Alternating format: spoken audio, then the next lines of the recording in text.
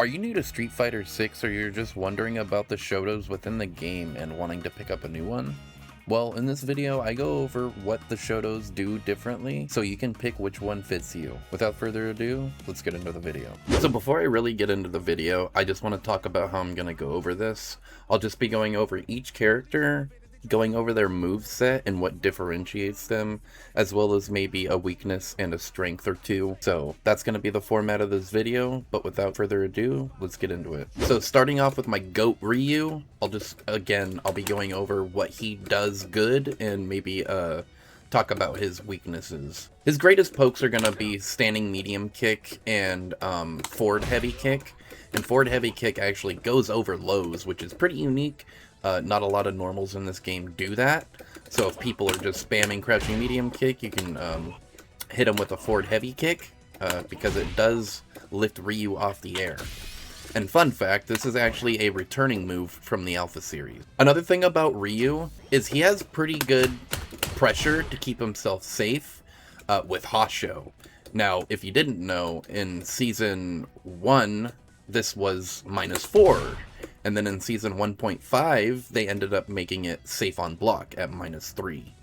So when it comes to pressure, Ryu is actually really good, because he has a -1 jab and a 5-frame standing light kick. And if you don't know, characters that have -1 jabs and a 5-frame standing light kick can actually add to their light pressure. Especially if the opponent tries to press a 7-frame or slower button. So not a lot of characters have that. I think Sagat has -2 pokes. The other thing with Ryu's fireball game is it's actually existent, unlike Sagat, which again we'll go over. Ryu is kind of a hybrid between zoning and mixing up his approach like rushdown. So his zoning is actually really good. Like I said, he's a zoner rushdown hybrid.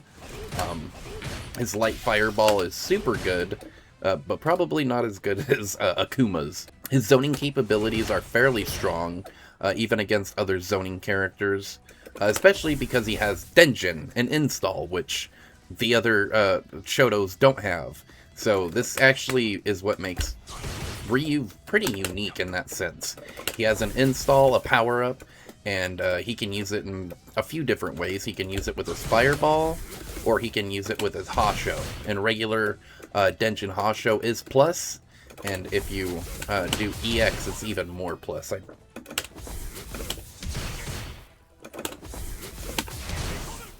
So yeah, EX Denjin makes it +4, and regular Denjin is +3. Also, not to mention, Ryu has a level 1 projectile that just goes across the screen and can actually punish a lot of stuff in this game, where if they're full screen. Ryu is actually a very damaging powerhouse as well, so if you're looking for someone that can capitalize on mistakes and really make it hurt, Ryu is definitely for you. So starting with Ken, I will go over that his fireball game isn't really as good as Ryu's or Akuma's. So Ken is more of a footsie-based character, and it's the reason because his standing heavy punch is a little better in terms of range. It's -2 on block, much like Ryu's standing heavy punch, and has quite the pushback. So if you're looking for a character with like a slightly better standing heavy punch, then Ken is for you. So the other thing is his run stop. You do this by pressing 2 kicks, and he actually gets some follow-ups out of it. You know, he can do DP, he can do Tatsu, he can do Dragon Lash. And the thing with Ken is he probably has the best corner carry when it comes to shotos. He can carry you from coast to coast super easy if you know the right combos. Like there's a DI combo. Carry them from like, again, coast to coast with a Tatsu, and it's just absurd. He also has stuff like Jinrai pressure, but honestly, compared to Ryu, his pressure is a little gimmicky, because either way, if you do this is safe, right?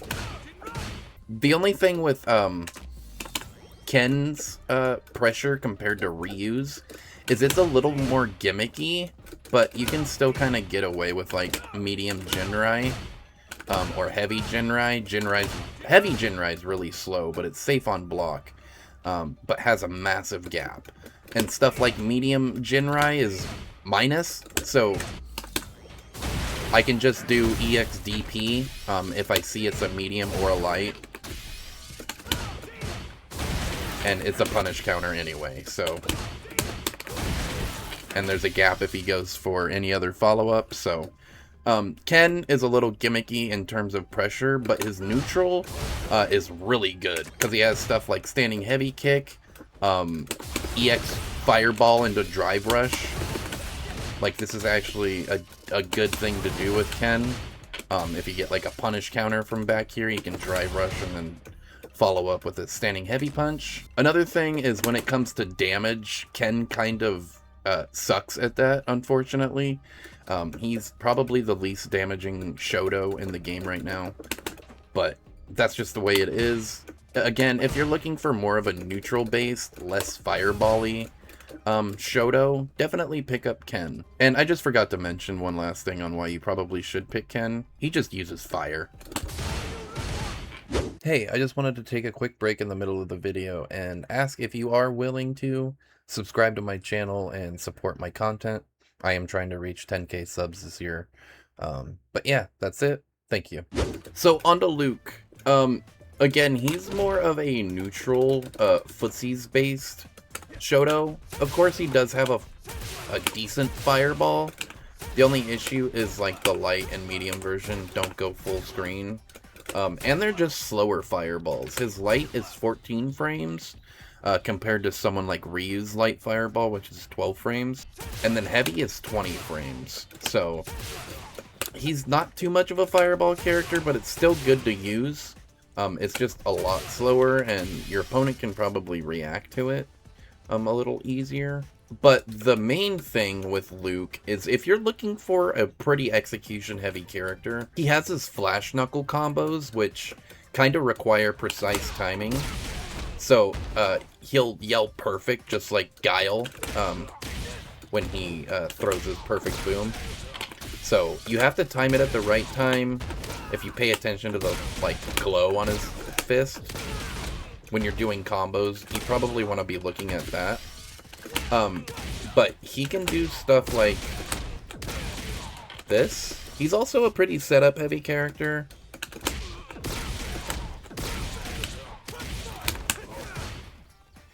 So, off of Luke's regular BNB combo, he can be +3 after his setup, and this is a really good setup, because it keeps his pressure going, and it just launches him towards the opponent half screen. You're mainly going to be using this move to do setups, either like a frame kill, and then use your plus frames to counter hit him with crouching medium punch. But yeah, the flash knuckle is like the main part of Luke, and kind of what makes him fun. You can get really good at his execution, and just feel really satisfying to play. But he is probably the least picked Shoto right now. But if you like Luke and the way he plays, then go ahead and pick him up. He's not terrible, but there are definitely other Shotos that are better. So with Akuma, I am gonna start talking about his fireball game right away, because it's honestly better than Ryu's.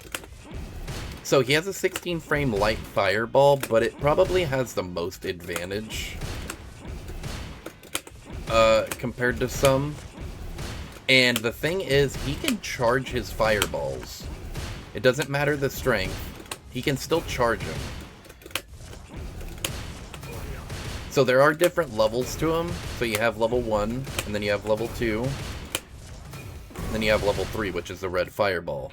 But you're not always gonna do the red fireball in neutral, because it's just, if you see, it's 56 frame startup.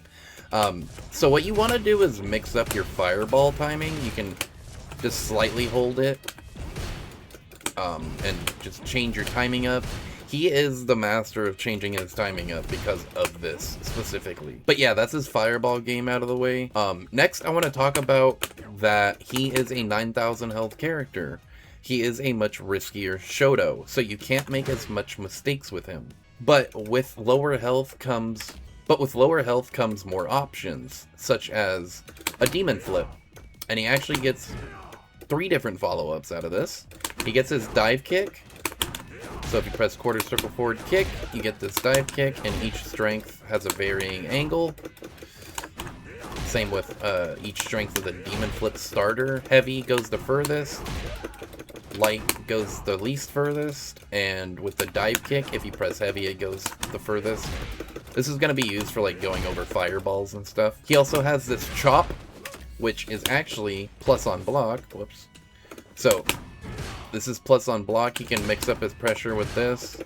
+3 to be exact, so he can frame trap with a medium. And then the last thing from his demon flip is if he just lets it go, it's a low sweep, and this is plus on block. +2 to be exact.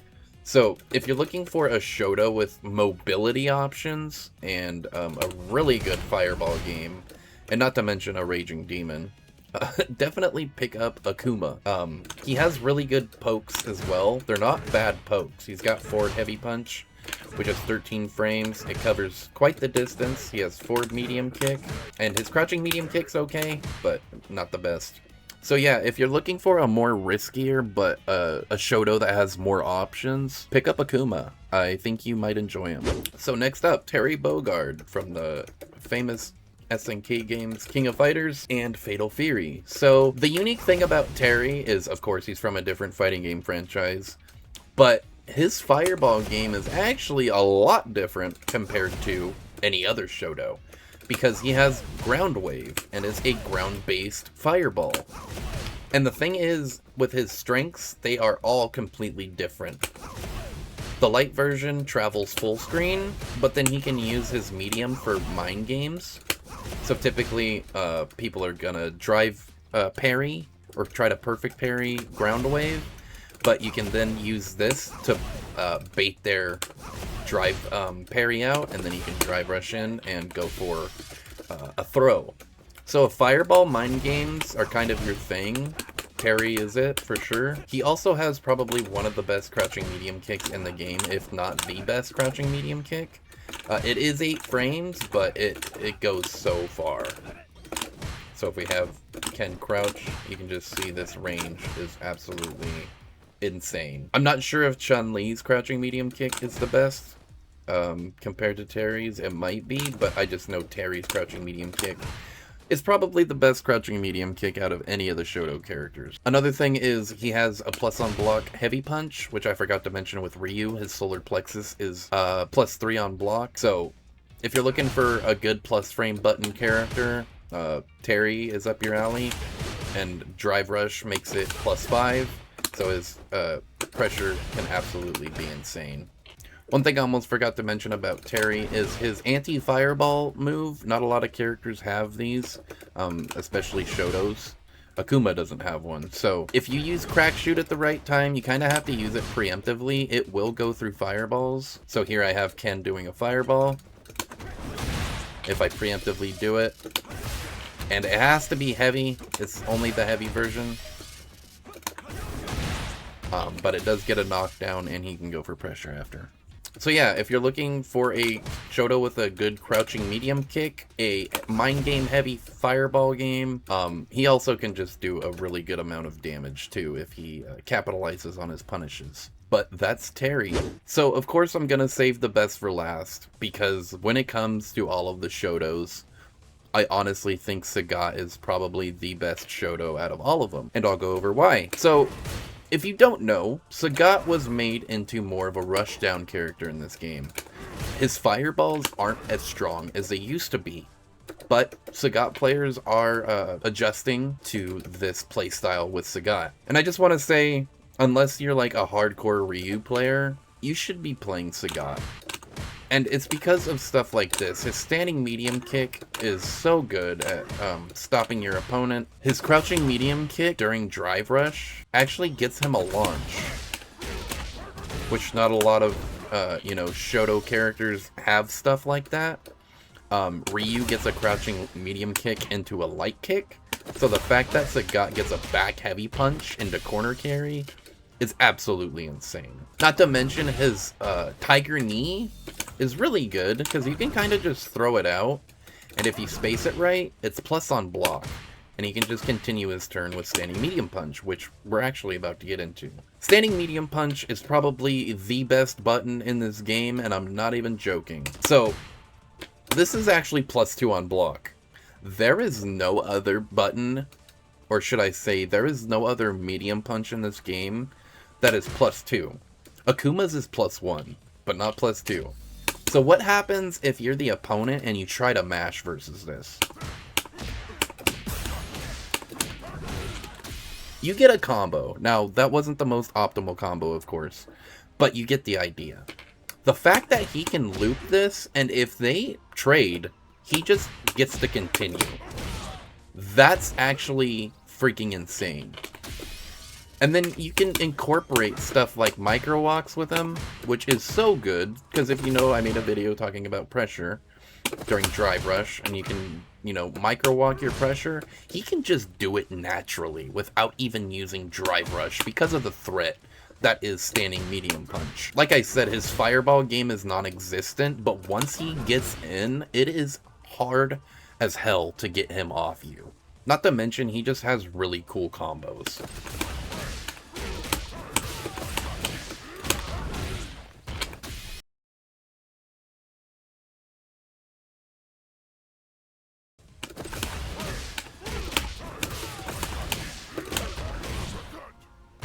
Now, that's, you know, it's alright. There are other cool juggles he can do. That's Sagat, and you made it to the end of the video. If you appreciated or liked it or found it helpful or fun, whatever, leave a like, comment below what Shoto you like the most, and if you're going to be picking up a new Shoto or not. But this is Darkson signing out, and I hope you have a good one. Peace.